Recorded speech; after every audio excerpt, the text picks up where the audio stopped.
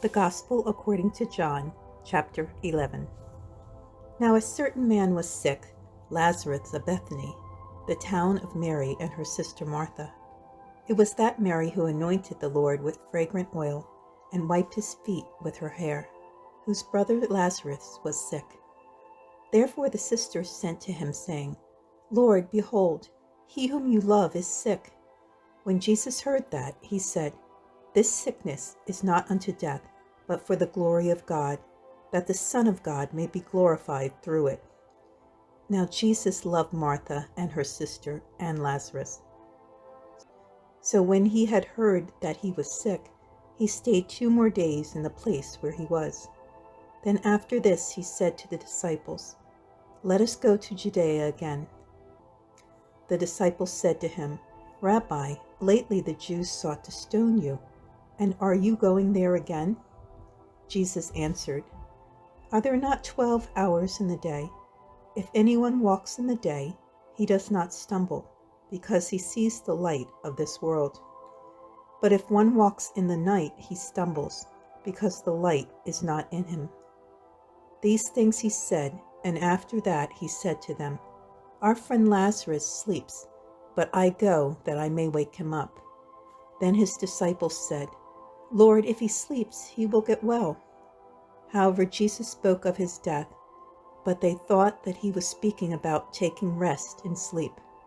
Then Jesus said to them plainly, Lazarus is dead, and I am glad for your sakes that I was not there, that you may believe. Nevertheless, let us go to him. Then Thomas, who is called the twin, said to his fellow disciples, Let us also go, that we may die with him. So when Jesus came, he found that he had already been in the tomb 4 days. Now Bethany was near Jerusalem, about 2 miles away. And many of the Jews had joined the women around Martha and Mary to comfort them concerning their brother. Then Martha, as soon as she heard that Jesus was coming, went and met him. But Mary was sitting in the house.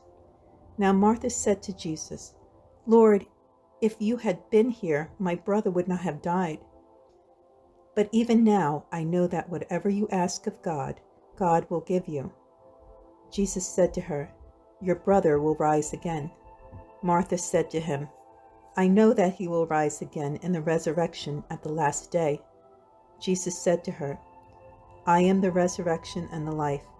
He who believes in me, though he may die, he shall live. And whoever lives and believes in me shall never die. Do you believe this? She said to him, Yes, Lord, I believe that you are the Christ, the Son of God, who is to come into the world. And when she had said these things, she went her way and secretly called Mary, her sister, saying, The teacher has come and is calling for you. As soon as she heard that, she arose quickly and came to him. Now Jesus had not yet come into the town, but was in the place where Martha met him. Then the Jews who were with her in the house and comforting her, when they saw that Mary rose up quickly and went out, followed her, saying, She is going to the tomb to weep there. Then, when Mary came where Jesus was and saw him, she fell down at his feet, saying to him, Lord, if you had been here, my brother would not have died. Therefore, when Jesus saw her weeping, and the Jews who came with her weeping, he groaned in the spirit and was troubled. And he said, Where have you laid him? They said to him, Lord, come and see. Jesus wept. Then the Jews said, See how he loved him? And some of them said, Could not this man who opened the eyes of the blind also have kept this man from dying? Then Jesus, again groaning in himself, came to the tomb. It was a cave, and a stone lay against it.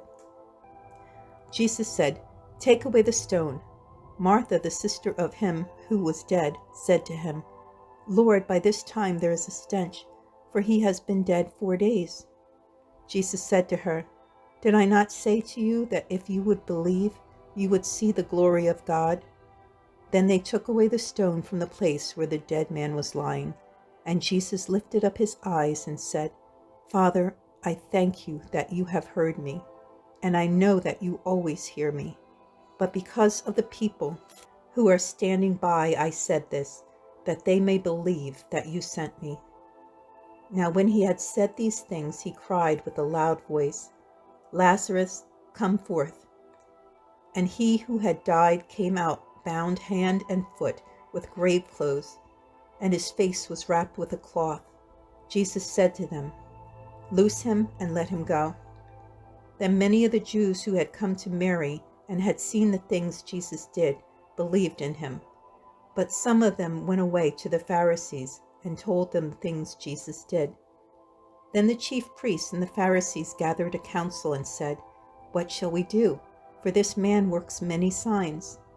If we let him alone like this, everyone will believe in him, and the Romans will come and take away both our place and nation."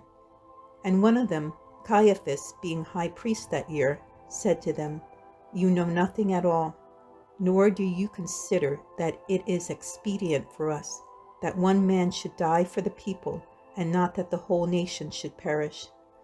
Now this he did not say on his own authority, but being high priest that year, he prophesied that Jesus would die for the nation, and not for that nation only, but also that he would gather together in one the children of God who were scattered abroad. Then from that day on, they plotted to put him to death. Therefore Jesus no longer walked openly among the Jews, but went from there into the country near the wilderness, to a city called Ephraim, and there remained with his disciples. And the Passover of the Jews was near, and many went from the country up to Jerusalem before the Passover to purify themselves.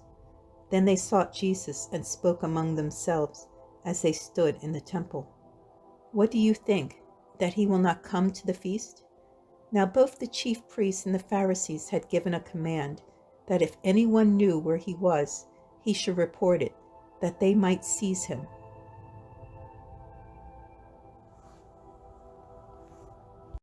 The Gospel according to John, chapter 11. Now a certain man was sick,